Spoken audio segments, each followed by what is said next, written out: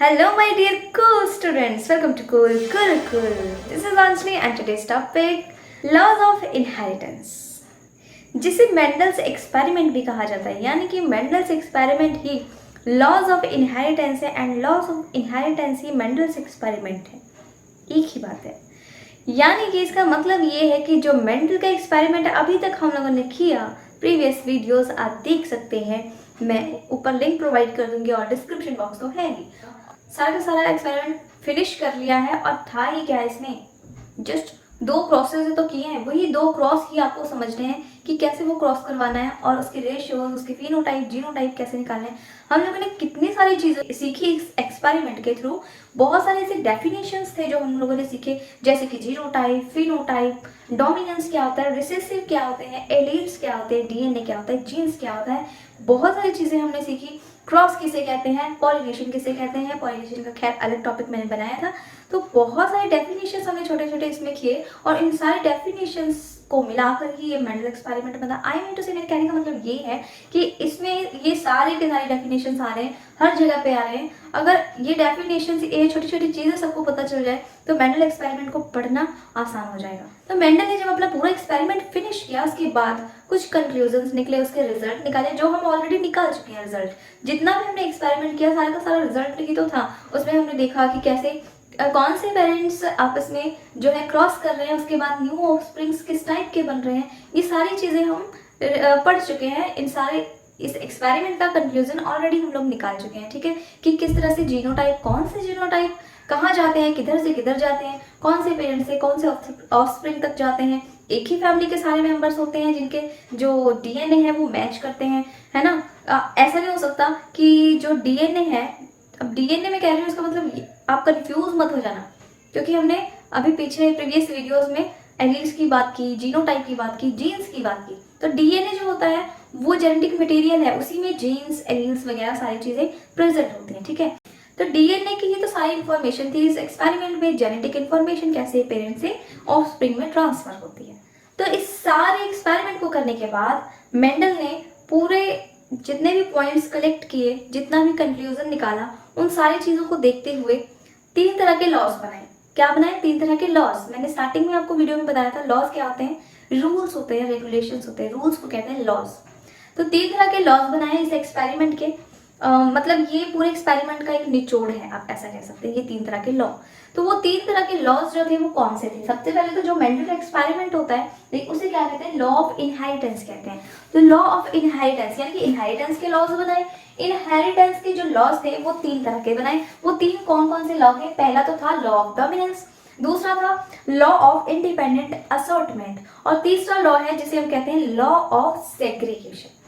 Right, एक बार फिर से रिपीट करती हूँ। First law is law of dominance, second is law of independent assortment, third one is law of segregation.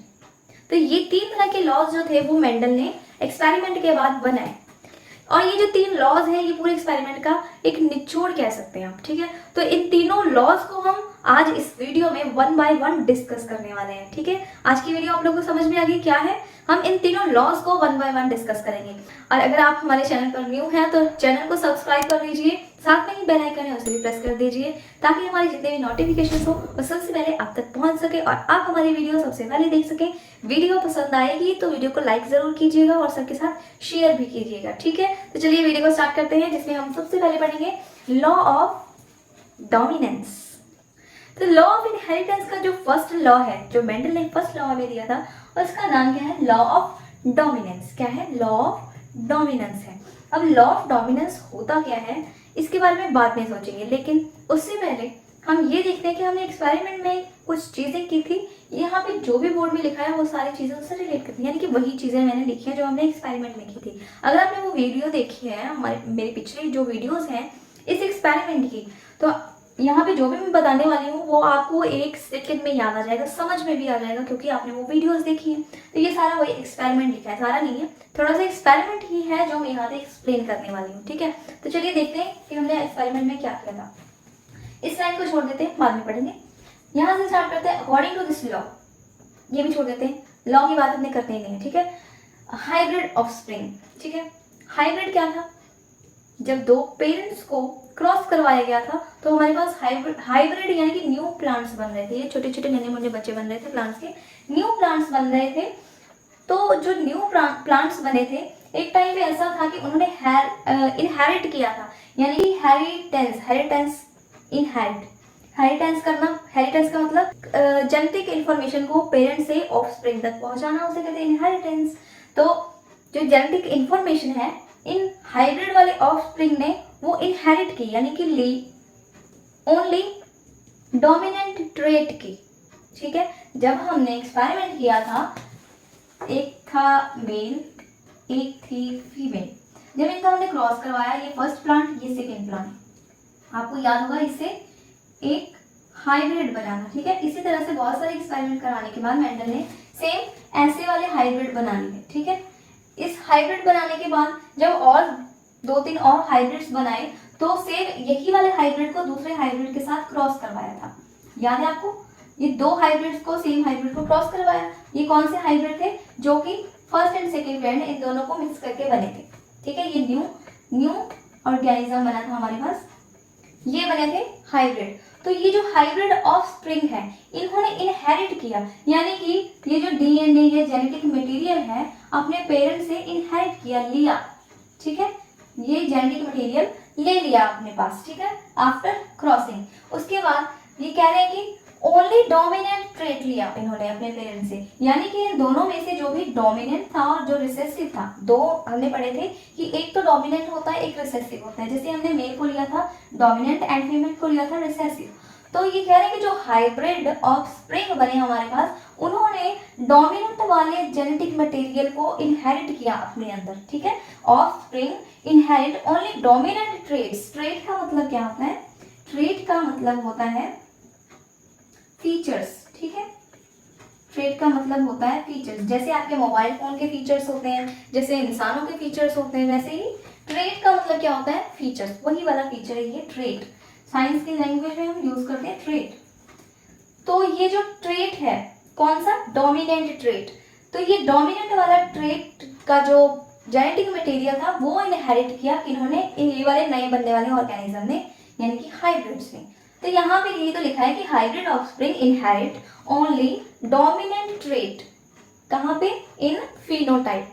जब हमने फिनोटाइप जीनोटाइप बनाया था इस केस में, तो जब फिनोटाइप बन रहा था वहां पे सिर्फ हमें ये देखने को मिल रहा था, यहाँ पे हमने जीन्स लिए थे capital T and small T. ये था ये वाले पेरेंट का और ये था ये वाले पेरेंट का।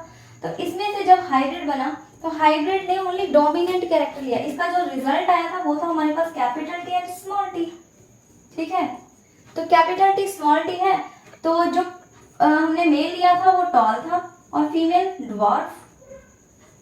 ठीक है, तो जब ऑफस्प्रिंग बने उनका जो फीचर आया, उनका जो ट्रेट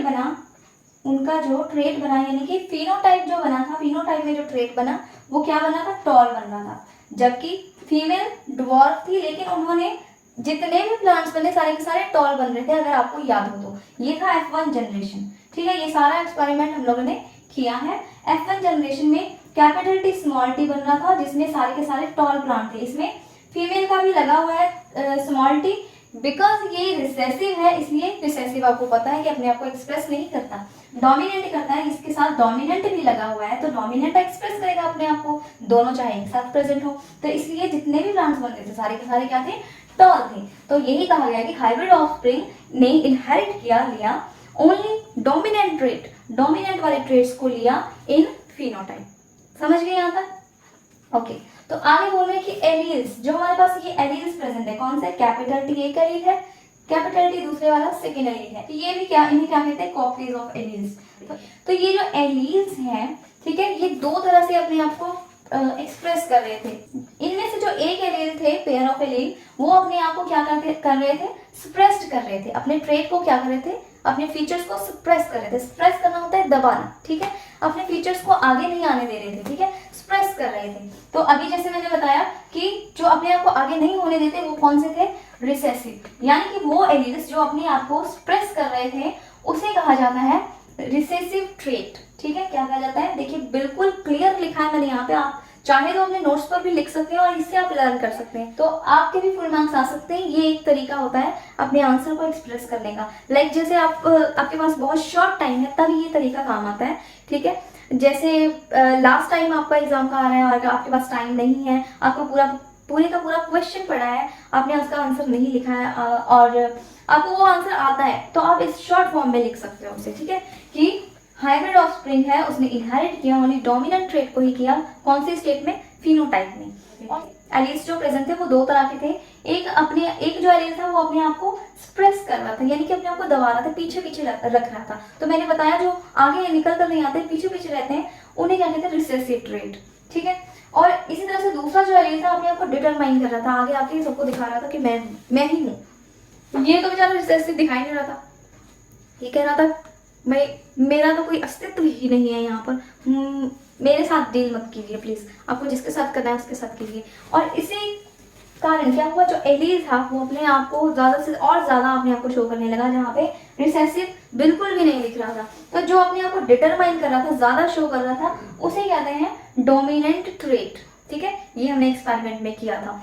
तो ये जो अभी अभी मैंने आपको सारा एक्सपेरिमेंट बताया, जो भी अभी जितना कुछ बताया, वो किसके अंडर आता है, डोमिनेंस के लॉ के अंडर आता है, ठीक है। कौन से लॉ के under, law of dominance, right. Dominance का लॉ क्यों कहा गया, क्योंकि यहाँ पे हमने किस चीज के ऊपर ज्यादा ध्यान दिया, इस डोमिनेंट कैरेक्टर के ऊपर, ठीक है। क्योंकि जब ऑफस्प्रिंग ने इनहेरिट किया कैरेक्टर्स को, तो कौन से कैरेक्टर्स को इनहेरिट किया था, डोमिनेंट वाले कैरेक्टर को इनहेरिट किया था, जो कि डोमिनेंट कैरेक्टर अपने पास रखते थे, उनका डीएनए लिया, ठीक है, ठीक है।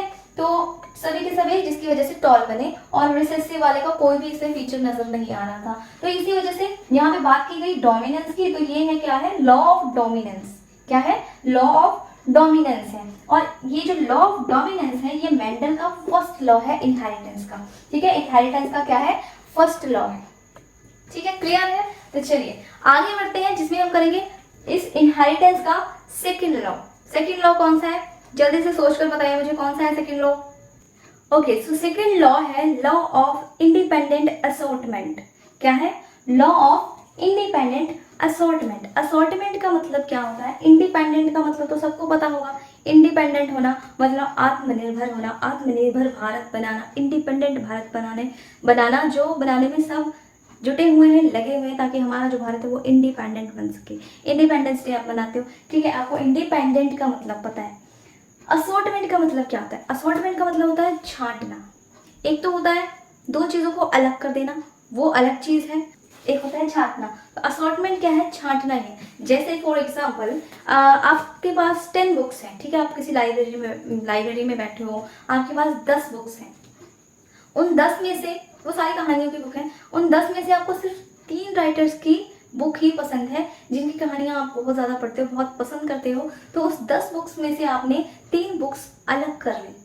वो जो 3 बुक्स अलग की, वो क्या करी आपने, वो 3 बुक को छांट लिया, बाकी की बुक को छांट कर साइड कर दिया।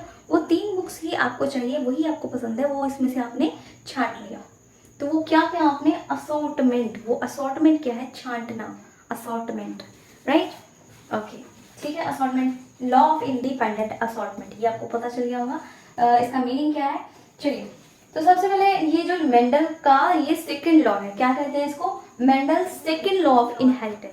तो ये मेंडल का सेकंड लॉ है, law of inheritance, second law of inheritance कौन सा, इंडिपेंडेंट असॉर्टमेंट। आपसे ये क्वेश्चंस पूछे जा सकते हैं, एग्जाम्स में आ सकते हैं कि फर्स्ट लॉ का नाम क्या है। फर्स्ट लॉ हम पढ़ चुके हैं, कौन सा था, लॉ ऑफ डोमिनेंस, ठीक है। और सेकंड लॉ अब हम पढ़ रहे हैं, जो ऐसे क्वेश्चन आ सकते हैं, बाई चांस आ जाए अगर आपको 1 मार्क्स के क्वेश्चन में, 1 मार्क्स में अगर आपको आ जाए, तो हो सकता है कि वो सेकंड लॉ का नाम पूछ ले, तो आप बोलोगे, लिखोगे लॉ ऑफ इंडिपेंडेंट असॉर्टमेंट, ये सेकंड लॉ है। ओके, तो सेकंड लॉ है क्या, वो देखते हैं। Pairs of trait segregate independently. Okay, independently जो ट्रेट है, पेयर्स हैं ट्रेट के, यानी कि जैसे हमने ये बनाए थे,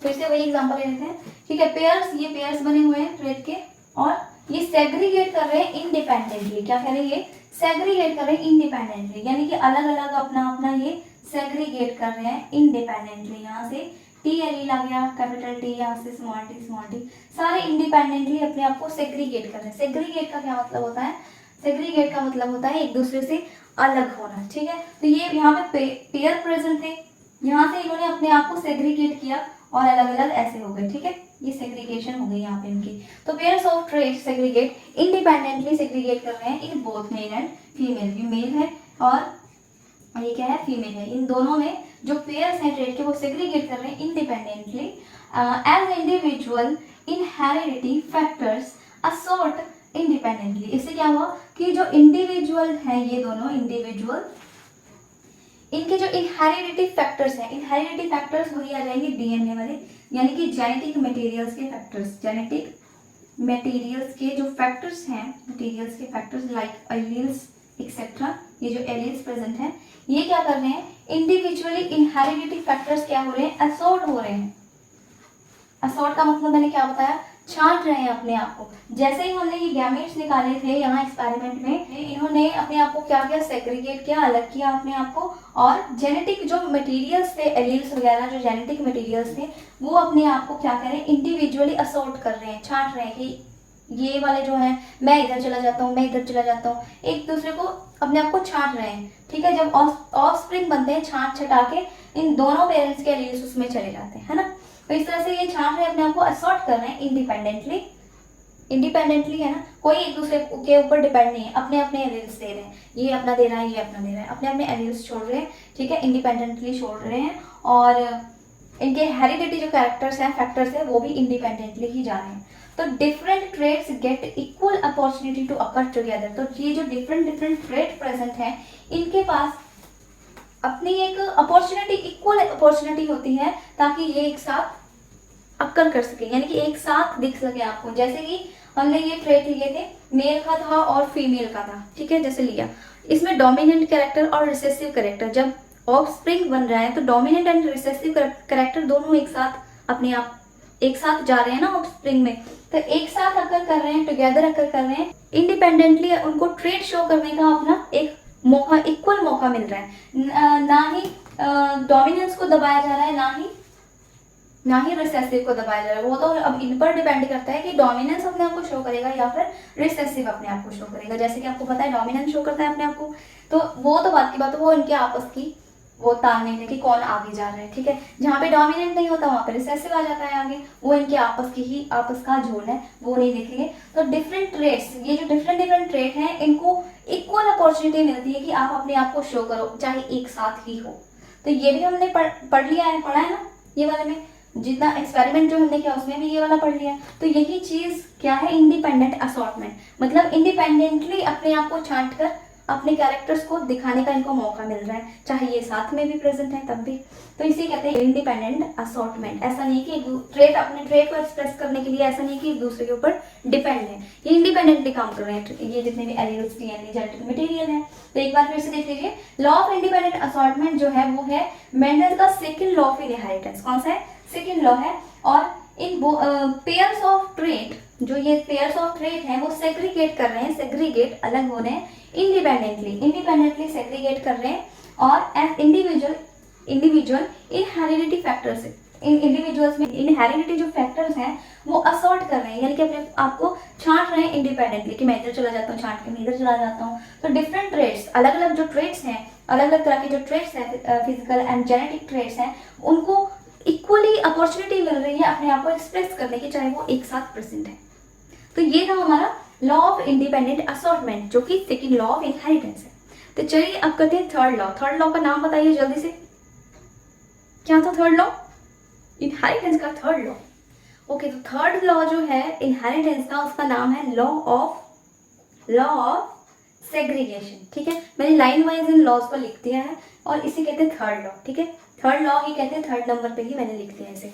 तो थर्ड लॉ अगर आपसे पूछा जाए तो ये आप स्टार क्वेश्चन बना लो इसको, आपको ये जरूर पढ़ना है, लॉ ऑफ सेग्रीगेशन। इससे क्वेश्चन आ जाते हैं एक दो, ठीक है, उनसे ज्यादा क्वेश्चन इससे आ जाते हैं। लॉ ऑफ सेग्रीगेशन क्या है, सबसे पहले आपको ये याद रखना है कि ये लॉ ऑफ इनहेरिटेंस का थर्ड लॉ है। कौन सा है, थर्ड लॉ, या आप कह सकते हो मेंडल एक्सपेरिमेंट का ये क्या है, लॉ, थर्ड लॉ है। लॉ आपसे पूछा जाए कौन से नंबर का लॉ है, ये थर्ड लॉ है, जो तीसरे नंबर पे उसने मेंडल साइंटिस्ट ने बनाया था। तो ये थर्ड लॉ जो है सेग्रीगेशन का, वो है क्या? पिछले वाले में मैंने आपको बताया था सेकंड लॉ में सेग्रीगेशन वर्ड का मीनिंग क्या होता है। सेग्रीगेशन का वर्ड का मीनिंग होता है ये दो चीजें एक साथ है, इनको अलग कर देना, यानी कि डिसकनेक्ट कर देना। ये पहले अभी कनेक्ट थी और जब हमने इन दोनों को अलग किया तो ये डिसकनेक्ट हो गई। तो डिसकनेक्ट करना होता है सेग्रीगेशन, अलग करना, ठीक है, सेपरेट करना। So during production of gametes, जब गैमेट्स की प्रोडक्शन होती है वही लेंगे capital T small T. Gametes की जब प्रोडक्शन हुई तब हमने इसे सेग्रीगेट किया था, अलग अलग किया था, जिससे कैपिटल टी एक गैमेट मिला था, फिर से कैपिटल टी मिला था, small T and small T. और जब हमने आगे का जो एक्सपेरिमेंट किया था, सेकेंड एक्सपेरिमेंट, वहाँ हमारे पास कुछ इस तरह से ये गैमेट्स प्रेजेंट थे। इसमें से अगर हम गैमेट्स निकालें तो कौन से निकलेंगे? Capital T, small T, capital T and small T. ये सारे क्या हैं? 4 गैमेट्स हैं, ये 4, ठीक है, ये गैमेट्स थे। अगर हम उसके आगे के एक्सपेरिमेंट की बात करें तो एक एक्सपेरिमेंट में हमारा राउंड एंड येलो कलर है ना, रिंकल एंड ग्रीन कलर, जो हमने ये एक्सपेरिमेंट किया था पी प्लांट के सीड का। तो उसमें हमारे पास जो एलील्स थे, पेयर ऑफ एलील्स थे हमारे पास, जीनोटाइप प्रेजेंट थे, वो capital R, capital Y, small r and small y. ठीक है, ये पहले प्लांट के लिए था और ये दूसरे प्लांट के लिए था, है ना। तो याद कैसे होगा? जब आप वीडियो देखोगे इसे। जिसने वीडियो देखी उसको तो याद होना ही है, उसको तो कोई टेंशन ही नहीं है मुझे, ठीक है। जिसने वीडियो नहीं देखी है मुझे उसकी टेंशन हो रही है, तो आप वीडियो जरूर देखें, ठीक है। तो इस तरह से हमने ये जीनोटाइप्स बनाए थे और इसके गैमेट्स निकाले थे। गैमेट्स जब हमने निकाले तो गैमेट्स कौन से थे? इसको आर को वाई के साथ मैच किया था, capital R small capital Y है ना, फिर इसे इसके साथ, यानी कि कैपिटल आर कैपिटल वाई। इसमें से small R small Y, small R small Y. तो ये हमारे पास गैमेट्स आए थे, अलग अलग थे, ठीक है, 1 2 3 एंड 4। 2 गैमेट्स इसके पेयर, 2 गैमेट्स इसके पेयर, ठीक है। उसके बाद इसे हमने करवाया था क्रॉस, अगर आपको याद हो तो, जिसका रेशो आ रहा था 9:3:3:1, ये था उसका फिनोटाइप रेशो। ओके, तो यहाँ पे कह रहे हैं कि ड्यूरिंग प्रोडक्शन ऑफ गैमेट्स, ये जो गैमेट्स की प्रोडक्शन हुई इसके दौरान क्या होता है? 2 copies of each hereditary factors segregate. जो 2 कॉपीज होती हैं, ये कॉपीज है ना 2, ये जो 2 कॉपीज होती हैं किस चीज की? हेरिडिटरी फैक्टर्स की, यानी कि वही जेनेटिक मटेरियल्स जो है, एलील्स हैं, फैक्टर्स हैं, ये हेरिडिटरी फैक्टर्स हैं, ये इस फैक्टर कहेंगे एलील वगैरह को, डीएनए को। तो इसकी जो कॉपीज होती है ना, दोनों की एक एक जो कॉपीज होती है वो सेग्रीगेट करती है, यानी कि अलग हो जाती है, क्या होती है? डिस्कनेक्ट हो जाती है, क्योंकि यहाँ पे जो था बिल्कुल एक साथ प्रेजेंट थे ये सारे एलील्स। जब हमने इसके गैमेट्स बनाए तो अलग अलग निकल गए। यहाँ पर हमने सिंगल निकाला था पहले वाले एक्सपेरिमेंट में, दूसरे वाले एक्सपेरिमेंट में क्या था? ये पेयर्स में प्रेजेंट थे हमारे पास, पहले सिंगल थे बाद में पेयर्स थे, सिर्फ इतना सा डिफरेंस था। तो गैमेट्स तो वैसे ही निकाल रहे हैं हम दोनों में से एक एक करके, ठीक है। यहाँ पे 4 प्रेजेंट थे तो हमने 2 के पेयर्स वाले कॉपीज वाले गैमेट्स यहाँ पर निकाले। तो ये क्या कह रहा है कि जो फैक्टर्स होते हैं, हेरिडिटरी फैक्टर्स जो होते हैं, वो सेग्रीगेट करते हैं, ठीक है, सेग्रीगेट हो गए। यहाँ पे सेम ही बात है जो हमने पीछे वाले में किया था। सो दैट, किस लिए सेग्रीगेट करते हैं? So that offspring acquire 1 factor from each parent. इसीलिए ये सेग्रीगेट करते हैं ताकि आगे बनने वाले जो ऑफस्प्रिंग है ना, न्यू प्लांट्स बनने वाले हैं, उनमें जो फादर के एलील्स हैं वो भी आ सके, जो मदर के एलील्स हैं वो भी आ सके। क्योंकि जब हमने यहाँ पे गैमेट्स बनाए, गैमेट फॉर्मेशन की, फैक्टर सेग्रीगेट हुए फादर एंड मदर के, तो जब हमने इसे क्रॉस करवाया, वो प्यूनेट स्केयर में जब क्रॉस करवाया तो क्या हुआ? एक एलील मदर का आ रहा था, एक एलील को हम कंबाइन कर रहे थे फादर वाले को, ठीक है। तो मदर फादर दोनों के एलील्स कंबाइन कर करके हमने न्यू प्लांट्स बनाए थे, बहुत सारे प्लांट्स बनाए थे। कितने प्लांट्स बने थे? कितने प्लांट्स बने थे? आप कमेंट बॉक्स में लिखकर बताइए। जो हमने लास्ट एक्सपेरिमेंट किया था वो था डाइहाइब्रिड एक्सपेरिमेंट का F2 जनरेशन में कितने प्लांट्स बन रहे थे मुझे कमेंट बॉक्स में लिखकर बताइए, जिसका रेशियो था 9:3:1 फिनोटाइप का रेशियो, ठीक है। तो उसको आपको बताना है कि कितने प्लांट्स बन रहे थे हमारे पास प्यूनेट स्केयर में। तो वो जो प्यूनेट स्केयर में प्लांट्स बन रहे थे, न्यू प्लांट्स, उसमें हमने क्रॉस करवा के जो दोनों पेरेंट्स जो थे, मदर एंड फादर, दोनों मदर फादर प्लांट्स के हमने क्या दिए थे? एलील्स उसको दिए थे। यानी कि ये गैमेट्स की फॉर्मेशन जो होती है और जो ये कॉपीज होती हैं फैक्टर्स की, वो सेग्रीगेट क्यों होती है? ताकि जो न्यू बनने वाले प्लांट्स हों उनके पास दोनों पेरेंट्स के कैरेक्टर्स आ सकें। ओके, इन अदर वर्ड्स, दूसरे वर्ड में अगर बोला जाए तो ये जो एलील्स प्रेजेंट है यहाँ पे, पेयर्स, एलील के जो ये पेयर्स प्रेजेंट है, ये सेग्रीगेट करते हैं जैसे मैंने आपको बताया था, आपके पास ये टाइम नहीं है पूरा लिखने का, तब आप ये फॉर्मूला यूज कर सकते हो। तो हमने लिखा एलील्स जो थे पेयर्स वाले, उन्होंने सेग्रीगेट किया। सेग्रीगेट कब हो रहा है, यहाँ पे मैंने क्या लिखा है, सेग्रीगेट हो रहा है। कब हो रहा है, ड्यूरिंग गैमेट फॉर्मेशन। जब हम गैमेट की फॉर्मेशन कर रहे हैं, यहाँ पे सेग्रीगेशन प्रोसेस हो रही है, यही यहाँ पे लिखा हुआ है। जैसे सेग्रीगेशन प्रोसेस होती है, उसके बाद ही क्या होता है, सेग्रीगेशन प्रोसेस में एलील्स अलग हो जाते हैं, डिटैच, एक दूसरे से डिस्कनेक्ट हो जाते हैं। तो उसके बाद ही रैंडमली ये क्या करते हैं, एक दूसरे के साथ यूनिट बना लेते हैं। जब ऑफ स्प्रिंग के लिए इन दोनों को क्रॉस करवाया जाता है, तो रैंडमली रीयूनिट हो जाते हैं, यानी कि एक साथ हो जाते हैं। और रीयूनिट कब होते हैं, जब फर्टिलाइजेशन का टाइम होता है। फर्टिलाइजेशन कब, जब क्रॉस करवाया जाता है। ठीक है, सबसे पहले जब गैमेट्स बने, हमने बॉक्स बनाया, पिनट स्क्वायर बनाया था, गैमेट्स बने, गैमेट्स को उसके लेफ्ट हैंड एंड ऊपर वाली साइड हमने लिख लिया था, पेरेंट्स के दोनों के गैमेट्स को। वो था सेग्रीगेशन का टाइम, यानी कि वो था गैमेट फॉर्मेशन का टाइम। लेकिन जैसे ही हमने क्रॉस करवाया उस एक्सपेरिमेंट के, ड्यूरिंग एक्सपेरिमेंट उस पीनट स्क्वायर में जैसे हमका क्रॉस करवाया, तो यानी कि क्रॉस करवाने का मतलब वो फर्टिलाइजेशन स्टेज था। और फर्टिलाइजेशन स्टेज पर क्या क्या उन्होंने, ये जो अलग अलग हो गए थे गैमेट, फिर से ये रीयूनिट हो गए, दोबारा जुड़ गए, और दोबारा एक दूसरे के साथ जुड़ने से न्यू प्लांट्स की प्रोडक्शन हुई।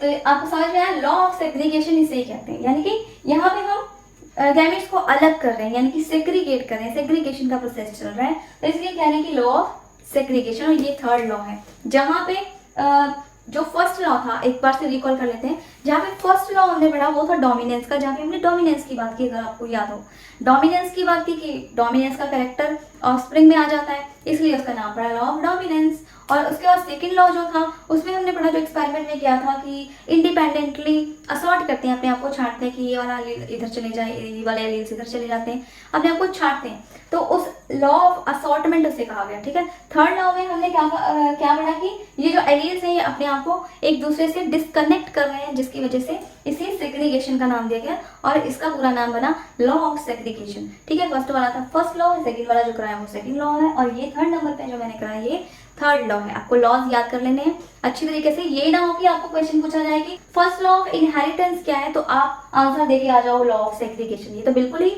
रॉन्ग हो जाएगा, क्योंकि लॉ ऑफ सेग्रीगेशन तो थर्ड लॉ है, आप फर्स्ट लॉ कैसे बता रहे हो उसको। फर्स्ट लॉ क्या था, डोमिनेंस था। जो लॉ पूछा जाए वही आपको आंसर देना है। ठीक है, सेग्रीगेशन से जुड़ी दो बातें और बताना चाहूंगी मैं आपको। सेग्रीगेशन, लॉ ऑफ सेग्रीगेशन जो है, इसे यूनिवर्सली क्या किया गया है, यूनिवर्सली एक्सेप्ट किया गया है। ठीक है, ये वाले लॉ को, मतलब ये पूरे यूनिवर्स में एक्सेप्टेड है ये लॉ, इसमें कोई भी एक्सेप्शन नहीं है। एक्सेप्शन नहीं है मतलब कोई भी डाउट नहीं है, है ना, कोई भी तर्क वितर्क नहीं है कि नहीं ऐसा होना चाहिए था, नहीं ऐसा होना चाहिए था, कुछ भी ऐसी बात नहीं है। सिंपल है, यहाँ पे सेग्रीगेट हो रहा है, ये सेग्रीगेट हो रहे हैं और ड्यूरिंग गैमेट फॉर्मेशन, बिल्कुल सिंपल सी बात है, इसलिए इसे लॉ ऑफ सेग्रीगेशन कहा गया। और ये लॉ पूरे यूनिवर्स में एक्सेप्टेड है, कोई भी इसमें एक्सेप्शन की बात नहीं है। जैसे कि हमारे कुल गुरुकुल में एक्सेप्शन की कोई भी बात नहीं है।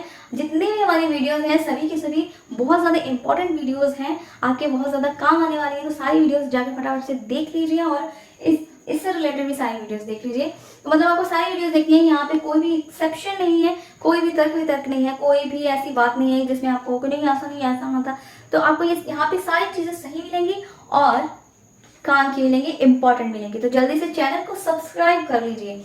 ठीक है, तो इसकी एक बात मैंने बताई कि ये यूनिवर्सली एक्सेप्टेड। तो अगर एग्जाम में आ जाए कि इसे यूनिवर्सली एक्सेप्ट क्यों किया है, इसका रीजन क्या, तो आप यही आंसर दो कि सिंपल सा है, छोटा सा एक आधी लाइन का आंसर है इसका, कि इसमें कोई भी एक्सेप्शन नहीं है, इसमें कोई डाउट नहीं है इस वाले लॉ में, इसलिए इसे यूनिवर्सली एक्सेप्ट किया गया है। ये यूनिवर्सली अकर करता है कौन सा लॉ, लॉ ऑफ सेग्रीगेशन, यानी कि थर्ड लॉ, राइट। ओके, तो एक बात इसकी और है कि ये इस लॉ को प्योर लॉ कहा जाता है। क्या कहते हैं, प्योर लॉ, यानी कि law of purity of gametes.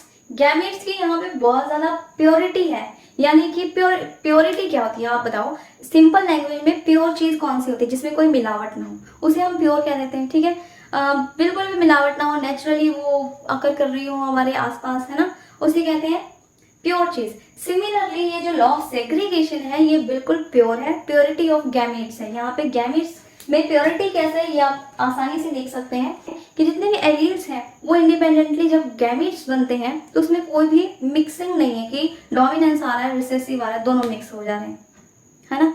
इसमें कोई मिक्सिंग नहीं है, अपना अपना जो गैमेट्स बन रहे हैं प्योर गैमेट्स बन रहे हैं, फिर ये आगे जाकर मेल एंड फीमेल में क्रॉसिंग होती है, तब जाके न्यू ऑफस्प्रिंग बनता है।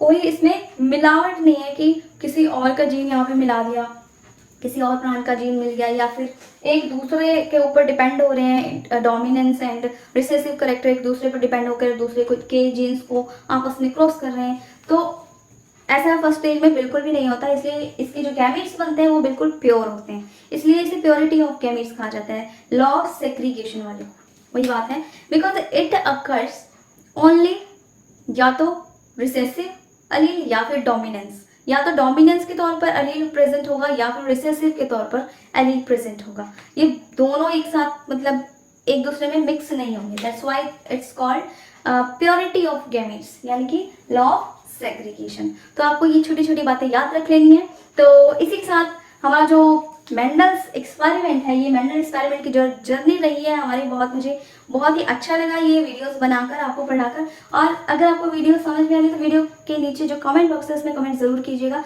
कुछ समझ में नहीं आ रहा तो वो भी आप पूछ सकते हैं कमेंट करके, ठीक है। तो इसी के साथ हमारा जो मेंडल एक्सपेरिमेंट है वो यहाँ पे खत्म होता है। मेंडल एक्सपेरिमेंट की वीडियो सारी खत्म होती हैं, इसके बाद हम एक न्यू टॉपिक करेंगे, ठीक है। तो अगर आपको आज की वीडियो पसंद आई तो वीडियो को क्या करना है, लाइक करना है, चैनल को सब्सक्राइब करना है, साथ में बेल बटन है उसे भी प्रेस कर देना है ताकि जितनी भी नोटिफिकेशंस हो आप तक सबसे पहले पहुंच सके और सबसे पहले आप हमारी वीडियोस देख सकें। साथ ही साथ चैनल को और वीडियो को दोनों को शेयर कर दीजिए अपने फ्रेंड्स में, अपने रिलेटिव्स में, स्टूडेंट्स में, ताकि वो भी इन वीडियोस का फायदा उठा सकें, अपने एग्जाम्स में हाई स्कोर कर सकें। सो मैं मिलती हूँ नेक्स्ट वीडियो में एक नए टॉपिक के साथ, तब तक के लिए goodbye and take care.